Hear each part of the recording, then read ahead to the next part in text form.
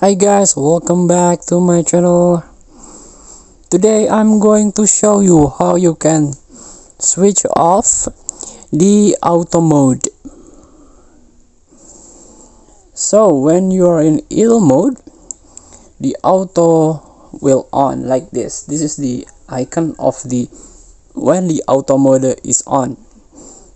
So you do not need to move your player, shoot, even dribble, but let the AI play your games. But if you're uncomfortable with this mode, you can turn it off. So what you need to do first is tap this stripe icon, go to the pulse, tap it, go to the gameplay and turn off the auto, scroll down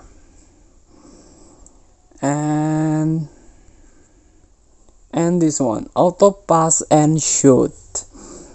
So player still dribbling the ball, but the player will not pass and shoot without user input. So turn it off, close.